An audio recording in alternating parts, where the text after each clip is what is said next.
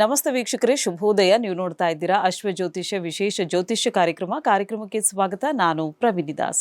ವೀಕ್ಷಕರೇ, ನಿಮಗೆಲ್ಲ ಗೊತ್ತಿರೋ ಹಾಗೆ ಕಾರ್ಯಕ್ರಮದ ಮುಖಾಂತರವಾಗಿ ಮೊದಲನೇದಾಗಿ ಇವತ್ತಿನ ಪಂಚಾಂಗ ಮತ್ತು ಗ್ರಹಗತಿಗಳು ಯಾವ ರೀತಿಯಾಗಿದೆ, ಹಾಗೆ ದ್ವಾದಶ ರಾಶಿಗಳ ಕಂಪ್ಲೀಟ್ ಮಾಹಿತಿಯನ್ನು ನೀಡ್ತೀವಿ.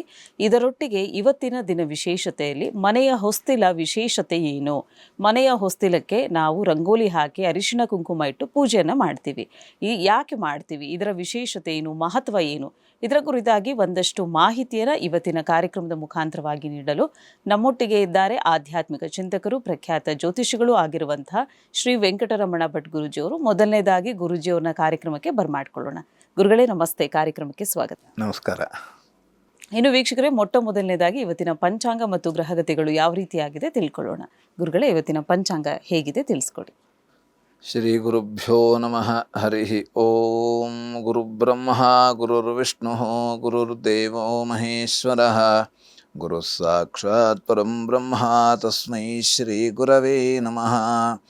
ಏಕ ಏವ ಪರಬ್ರಹ್ಮ ಪರಮಾತ್ಮ ದಿಗಂಬರಃ, ಸ್ವಯಮೇವ ಗುರು ಸಾಕ್ಷಾತ್ ಸುಬ್ರಾಯಃ ಪಾತು ನಃ ಸದಾ. ಕಾರುಣ್ಯಮೂರ್ತಿಂ ಕಮನೀಯರೂಪಂ ದಿಗಂಬರಂ ಯೋಗಿಗಣೈಃ ಸುಪೂಜ್ಯಂ ಸ್ವಭಕ್ತರಕ್ಷಾರ್ಥಕೃತಾವತಾರಂ ಸುಬ್ರಾಜರಾಜಂ ಶರಣಂ ಪ್ರಪದ್ಯೆ. ಶ್ರೀಪಾದರಾಜಂ ಶರಣಂ ಪ್ರಪದ್ಯೆ. ದತ್ತಾತ್ರೇಯೋ ಮಹಾಯೋಗಿ ಭಗವಾನ್ ಭೂತಭಾವನಃ, ಚತುರ್ಭುಜೋ ಮಹಾವಿಷ್ಣುಃ ಯೋಗಸಾಮ್ರಾಜ್ಯದೀಕ್ಷಿತಃ. ನಮಃ ಶಾಂತಾಯ ದಿವ್ಯಾಯ ಸತ್ಯಧರ್ಮಸ್ವರೂಪಿಣೇ ಸ್ವಾನಂದಾಮೃತತೃಪ್ತಾಯ ಶ್ರೀಧರಾಯ ನಮೋ ನಮಃ. ಶ್ರೀಮದ್ಗಂಗಾಧರೇಂದ್ರ ಸರಸ್ವತಿ ಮಹಾಸ್ವಾಮಿಗಳವರ ಪಾದಪದ್ಮಗಳಲ್ಲಿ ಶಿರಸಾಷ್ಟಾಂಗವಾಗಿ ಭಕ್ತಿಪೂರ್ವಕವಾಗಿ ನಮಸ್ಕರಿಸುತ್ತಾ, ಶ್ರೀ ಕ್ರೋಧಿನಾಮ ಸಂವತ್ಸರ ದಕ್ಷಿಣಾಯನ ವರ್ಷ ಋತು ಭಾದ್ರಪದ ಮಾಸ ಶುಕ್ಲಪಕ್ಷ ದ್ವಾದಶಿ ಭಾನುವಾರ ಶ್ರವಣ ನಕ್ಷತ್ರ ಅತಿಗಂಡನಾಮ ಯೋಗ ಭವಕರಣ, ಇದು ಇವತ್ತಿನ ಪಂಚಾಂಗ. ಇನ್ನು ವೀಕ್ಷಕರೇ, ಇವತ್ತಿನ ಪಂಚಾಂಗ ಹೇಗಿದೆ ಅನ್ನೋದನ್ನು ಗುರುಗಳು ತಿಳಿಸ್ಕೊಟ್ಟಿದ್ದಾರೆ. ಇನ್ನು ದ್ವಾದಶ ರಾಶಿಗಳು ಯಾವ ರೀತಿಯಾಗಿದೆ ಗುರುಗಳೇ, ಮೊದಲ 6 ರಾಶಿಗಳು ಹೇಗಿವೆ ತಿಳಿಸ್ಕೊಡಿ. ಓಂ ಆಸತ್ಯೇನ ರಜಸಾ ವರ್ತಮಾನೋ ನಿವೇಶಯನ್ನಮೃತಂ ಮರ್ತ್ಯಂಚ ಹಿರಣ್ಯಜೇನ ಸವಿತಾ ರಥೇನ ದೇವೋ ಯಾತಿ ಭುವನಾ ವಿಪಶ್ಯನ್. ಓಂ ಅಗ್ನಿಂದೂತಂ ವೃಣೀಮಹೇ ಹೋತಾರಂ ವಿಶ್ವವೇದಸಂ ಅಸ್ಯ ಯಜ್ಞಸ್ಯ ಸುಕ್ರತುಂ ಯೇಷಾಮೀಶೇ ಪಶುಪತಿಃ ಪಶೂನಾಂ ಚತುಷ್ಪದಾಮುತ ಚ ದ್ವಿಪದಾಂ ನಿಷ್ಕ್ರೀತೋ ಯಜ್ಞಜಂ ಭಾಗಮೇತು ರಾಜಸ್ಪೋಷಾ ಯಜಮಾನಸ್ಯ ಸಂತೋ. ಜಪಾಕುಸುಮ ಸಂಕಾಶಂ ಕಾಶ್ಯಪೇಯಂ ಮಹದ್ಯುತಿಂ ತಮೋರಿಂ ಸರ್ವಪಾಪಘ್ನಂ ಪ್ರಣತೋಸ್ಮಿ ದಿವಾಕರಂ.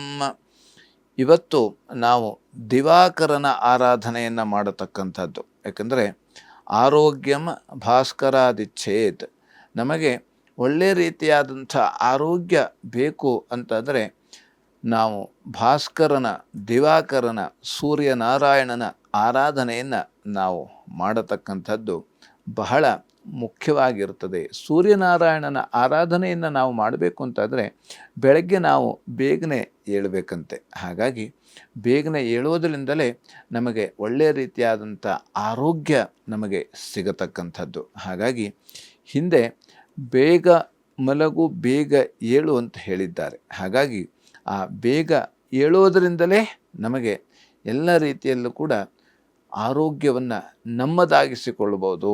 ಹಾಗೆ ಮೊದಲನೇದಾಗಿ ಮೇಷರಾಶಿ. ಮೇಷರಾಶಿಯಲ್ಲಿ ಇರೋರಿಗೆ ಇವತ್ತಿನ ದಿವಸ ಹಾಲು ಮತ್ತು ಹೈನುಗಾರಿಕಾ ಉದ್ಯಮಕ್ಕೆ ಲಾಭ ಆಗತಕ್ಕಂಥದ್ದು. ಹಾಗೆ ತಂಪು ಪಾನೀಯ ಅಂಗಡಿಗೆ ಕೂಡ ಲಾಭ ಆಗತಕ್ಕಂತಹ ಸಾಧ್ಯತೆ ಇದೆ. ಬಟ್ಟೆ ವ್ಯಾಪಾರಿಗಳಿಗೆ ನಷ್ಟ ಆಗತಕ್ಕಂಥದ್ದು. ಇವತ್ತಿನ ದಿವಸ ಯಾರಾದರೂ ಕೂಡ ಬಟ್ಟೆ ವ್ಯಾಪಾರಿಗಳು ನಮಗಿವತ್ತು ಸ್ವಲ್ಪ ಜಾಸ್ತಿ ಲಾಭ ಆಗಬಹುದು ಅಂತ ನಾವು ಯಾವುದೋ ರೀತಿಯಲ್ಲಿ ಜಾಸ್ತಿ ನಾವು ಖರೀದಿಯನ್ನು ಮಾಡಿದ್ದಿದ್ದರೆ, ಹಾಗಾಗಿ ಆದಷ್ಟು ಜಾಗ್ರತೆಯನ್ನು ವಹಿಸ್ತಕ್ಕಂಥದ್ದು ತುಂಬ ಮುಖ್ಯ ಆಗಿರ್ತದೆ. ಬಟ್ಟೆ ಸಂಬಂಧಪಟ್ಟಂಥ ವ್ಯಾಪಾರ ಮಾಡುವವರು, ಹಾಗೆ ಬಂಗಾರದ ಅಪಹರಣ ಆಗತಕ್ಕಂಥದ್ದು ಅಥವಾ ಬಂಗಾರದ ಯಾವ ರೀತಿಯಲ್ಲಿ ಅಜಾಗರೂಕತೆಯಿಂದ ನಾವು ಬಂಗಾರವನ್ನು ಆದಷ್ಟು ನಾವು ಧರಿಸಿದ್ದೇವೆ ಅಥವಾ ಈಗ ಯಾಕಂದರೆ ಗಣಪತಿ ವಿಸರ್ಜನೆ ಈಗ ಎಲ್ಲೋ ನಾವು ನೋಡಿ ಆಗಿದೆ, ಗಣಪತಿ ವಿಸರ್ಜನೆ ಮಾಡುವುದರ ಆ ಸಂದರ್ಭದಲ್ಲಿ ಚಿನ್ನದ ಸರ ಅಲ್ಲಿ ಗಣಪತಿ ವಿಸರ್ಜನೆ ಮಾಡಬೇಕಾದ್ರೆ ಸಿಕ್ಕಿತ್ತಂತೆ ಯಾರೋ ಒಬ್ಬರಿಗೆ.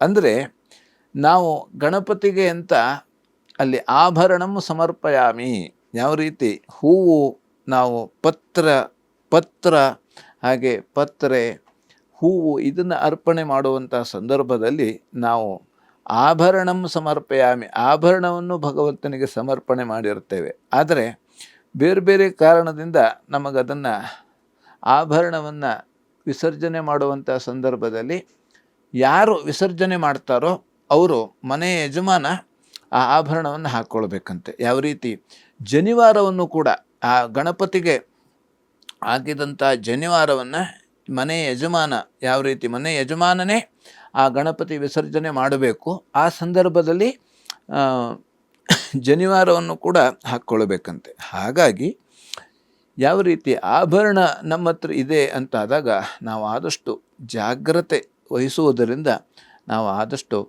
ಆಭರಣವನ್ನು ರಕ್ಷಿಸಿಕೊಳ್ಳಿಕ್ಕೆ ನಮಗೆ ಸಹಾಯ ಆಗತಕ್ಕಂಥದ್ದು. ಆದ್ದರಿಂದ ಲಕ್ಷ್ಮೀನಾರಾಯಣ ಹೃದಯ ಪಾರಾಯಣವನ್ನು ಮಾಡುವುದರಿಂದ ನಾವು ಎಲ್ಲ ರೀತಿಯಲ್ಲೂ ಕೂಡ ಶುಭ ಫಲವನ್ನು ನಾವು ಕಾಣಬಹುದು. ಹಾಗೆ ವೃಷಭ ರಾಶಿಯಲ್ಲಿರುವವರಿಗೆ ಸಾಧು ಸಂತರ ದರ್ಶನ ಹೇಳತಕ್ಕಂಥದ್ದು, ಆ ಸಾಧು ಸಂತರ ದರ್ಶನ ಮಾಡುವಂಥ ಸಾಧ್ಯತೆ ಇರತಕ್ಕಂಥದ್ದು. ಹಾಗೆ ತೀರ್ಥಯಾತ್ರೆಯನ್ನು ನಾವೆಲ್ಲರೂ ಕೂಡ ಮಾಡಲೇಬೇಕಂತೆ. ತೀರ್ಥಯಾತ್ರೆಯನ್ನು ಮಾಡೋದರಿಂದ ಏನಾಗ್ತದೆ ಅಂತಾದರೆ ನಮ್ಮ ಎಲ್ಲ ಕರ್ಮಗಳು ಅಂದರೆ ಪಾಪಗಳು ನಾಶವಾಗ್ತದೆ.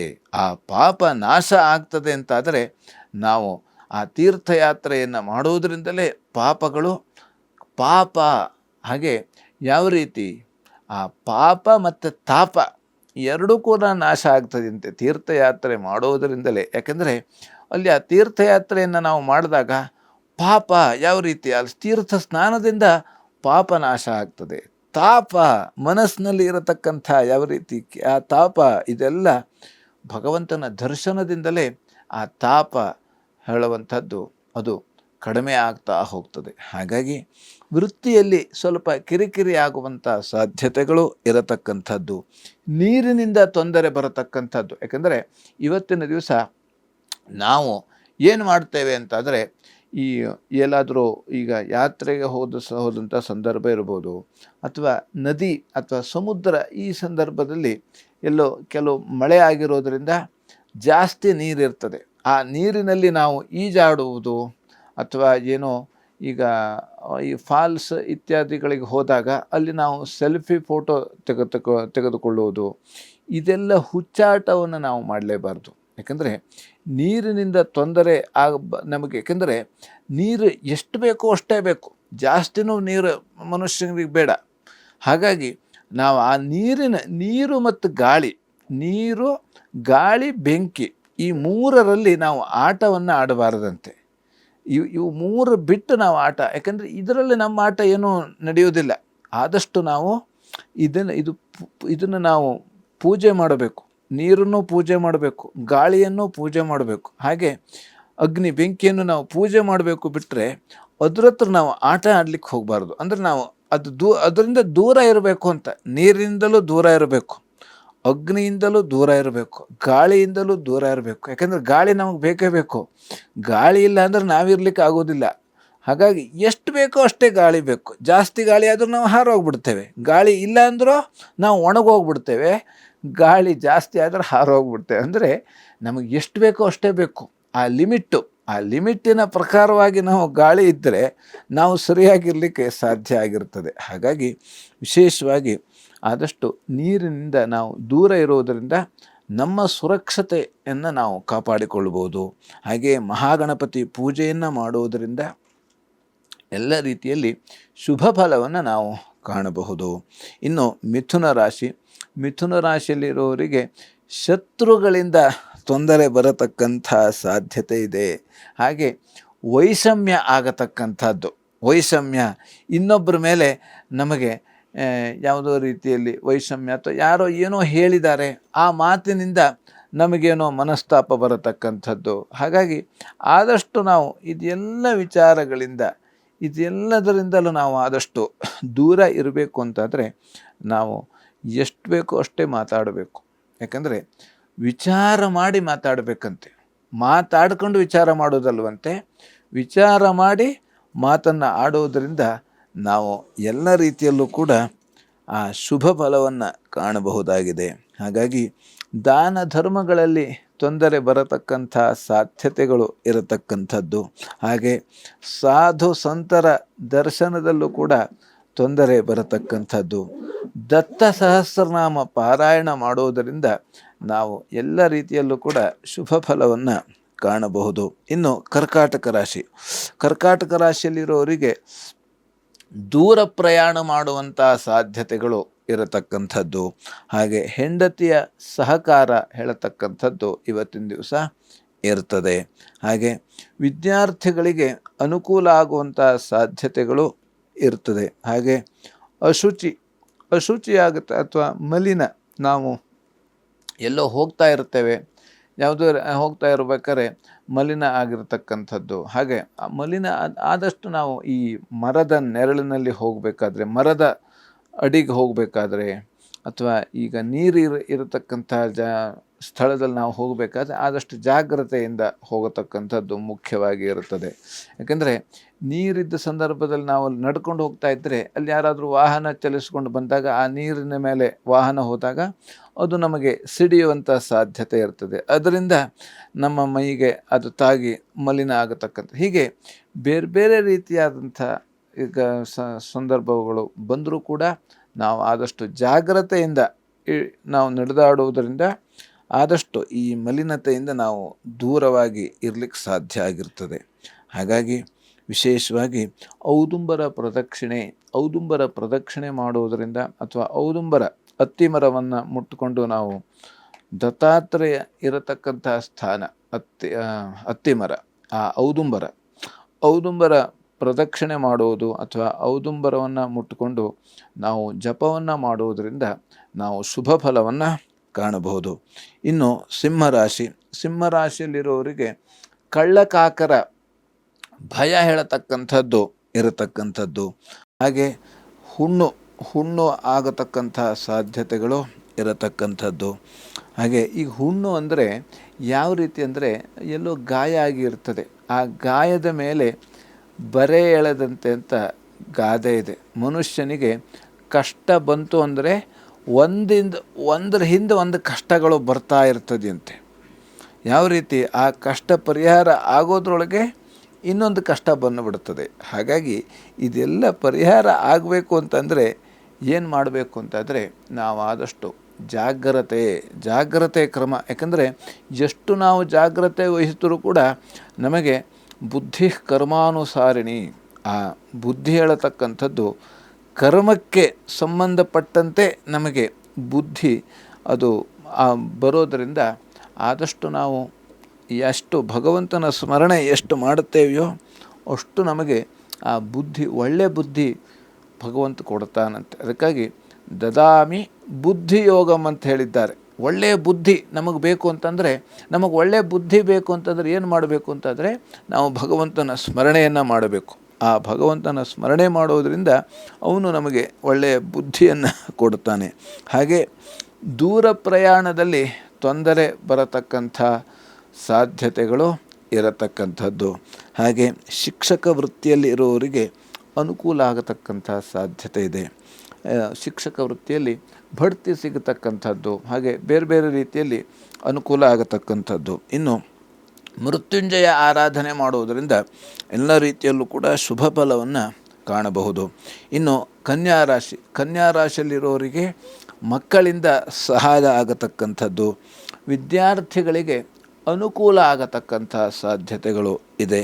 ಹಾಗೆ ಪ್ರಾಣಿಗಳಿಂದ ತೊಂದರೆ ಬರತಕ್ಕಂಥ ಸಾಧ್ಯತೆ ಇದೆ. ಯಾಕಂದರೆ ಇವತ್ತು ಭಾನುವಾರ ಆಗಿರೋದ್ರಿಂದ ನಾವು ಎಲ್ಲೋ ಪ್ರಾಣಿ ಸಂಗ್ರಹಾಲಯಕ್ಕೆ ಹೋಗಿರಬಹುದು, ಅಥವಾ ಬೇರೆ ಬೇರೆ ರೀತಿಯಲ್ಲಿ ಪ್ರಾಣಿಯಿಂದ ಅಥವಾ ನಮ್ಮಲ್ಲಿ ಇರತಕ್ಕಂಥ ಮನೆಯಲ್ಲಿ ಸಾಕಿರತಕ್ಕಂಥ ಪ್ರಾಣಿಯಿಂದ ನಮಗೆ ತೊಂದರೆ ಆಗತಕ್ಕಂಥದ್ದು. ಆದಷ್ಟು ನಾವು ಪ್ರಾಣಿಗಳ ವಿಚಾರದಲ್ಲಿ ನಾವು ಆಟ ಆಡಲಿಕ್ಕೆ ಹೋಗಬಾರ್ದಂತೆ.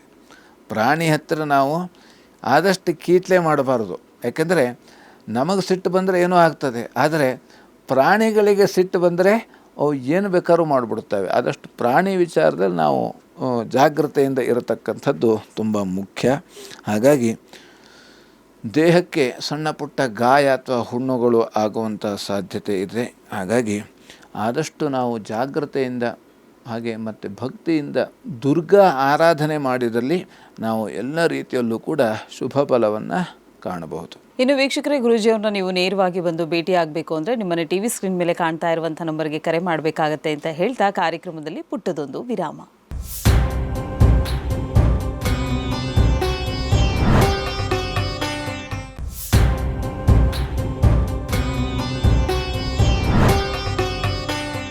ವಿರಾಮದ ಬಳಿಕ ಅಶ್ವಜ್ಯೋತಿಷ್ಯ ಕಾರ್ಯಕ್ರಮಕ್ಕೆ ಸ್ವಾಗತ. ವೀಕ್ಷಕರೇ, ಇವತ್ತಿನ ಕಾರ್ಯಕ್ರಮದಲ್ಲಿ ಒಂದಷ್ಟು ಮಾಹಿತಿಯನ್ನು ಗುರೂಜಿ ಕಡೆಯಿಂದ ನಾವು ಪಡ್ಕೊಳ್ತಾ ಇದ್ದೀವಿ. ಮೊದಲ 6 ರಾಶಿಗಳು ಯಾವ ರೀತಿಯಾಗಿದೆ ಅನ್ನೋದನ್ನು ತಿಳ್ಕೊಂಡಿದ್ದಾಯಿತು.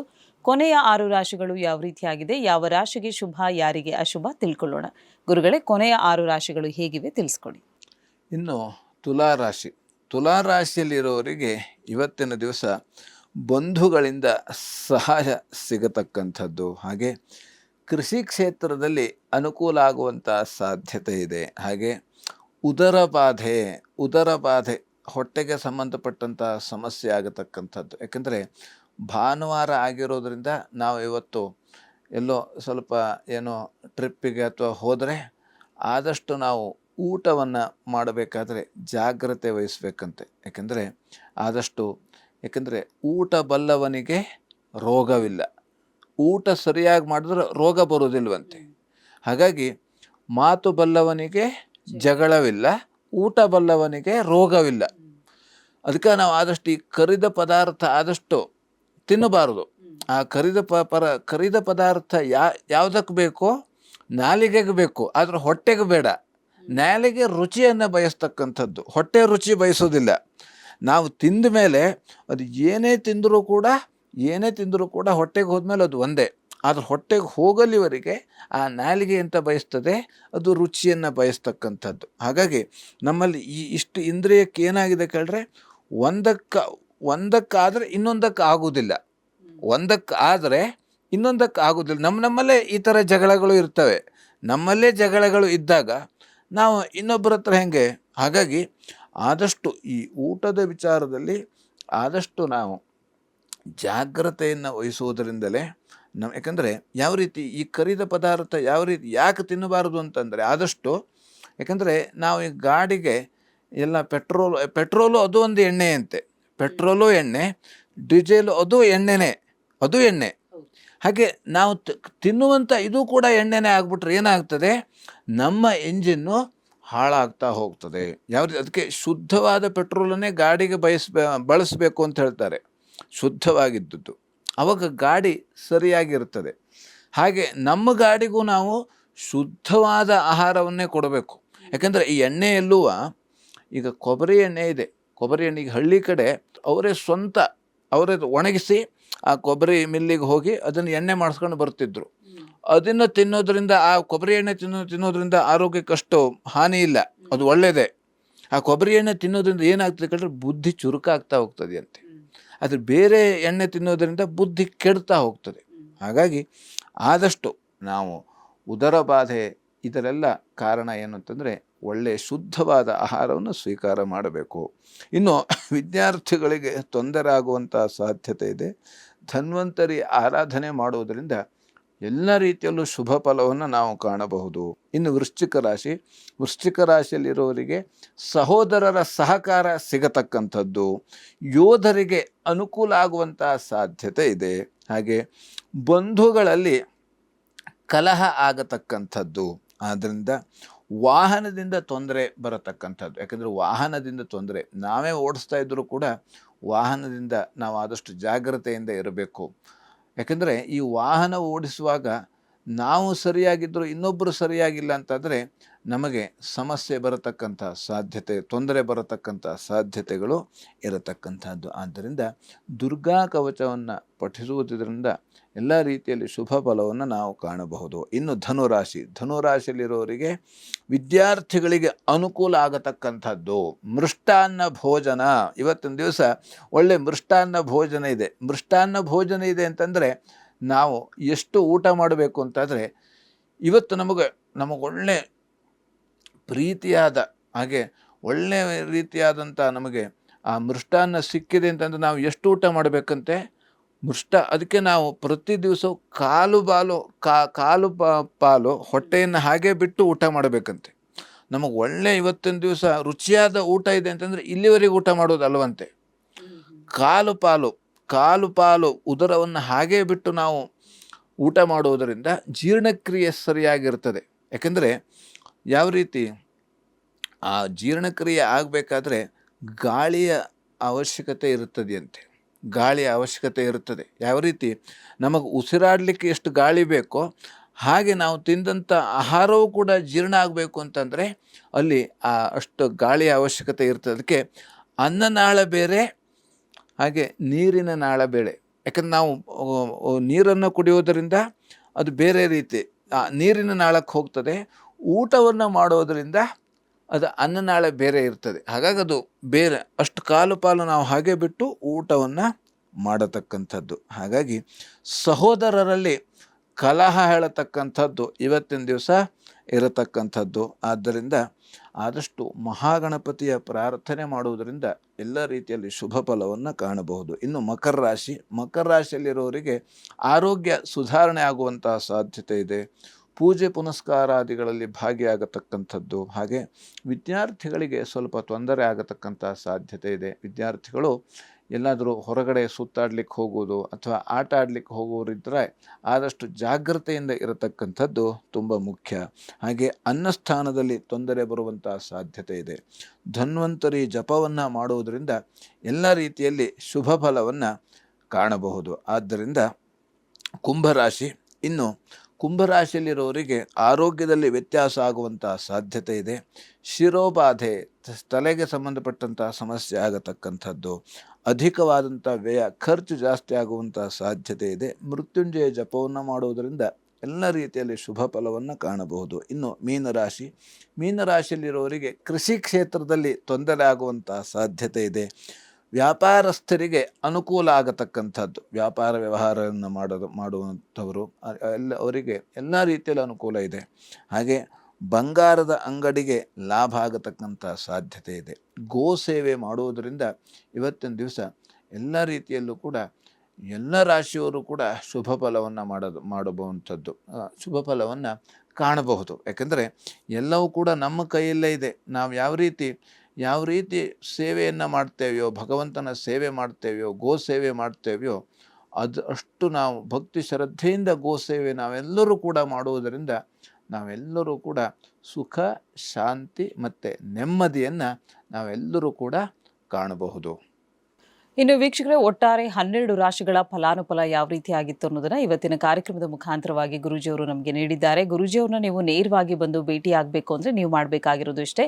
ನಿಮ್ಮನೆ ಟಿವಿ ಸ್ಕ್ರೀನ್ ಮೇಲೆ ಕಾಣ್ತಾ ಇರುವಂಥ ನಂಬರ್ಗೆ ಕರೆ ಮಾಡಿ ಒಂದು ಅಪಾಯಿಂಟ್ಮೆಂಟ್ನ ಫಿಕ್ಸ್ ಮಾಡಿಕೊಂಡು ತದನಂತರ ಗುರೂಜಿಯವ್ರನ್ನ ಭೇಟಿ ಆಗಲಿಕ್ಕೆ ಅವಕಾಶವಿದೆ ಅಂತ ಹೇಳ್ತಾ, ಗುರೂಜಿ ಇದುವರೆಗೂ ಕಾರ್ಯಕ್ರಮದಲ್ಲಿ ಭಾಗವಹಿಸಿ ಸಾಕಷ್ಟು ಮಾಹಿತಿಯನ್ನು ನಮಗೆ ತಿಳಿ ಹೇಳಿದ್ದೀರಾ. ಧನ್ಯವಾದಗಳು. ನಮಸ್ಕಾರ.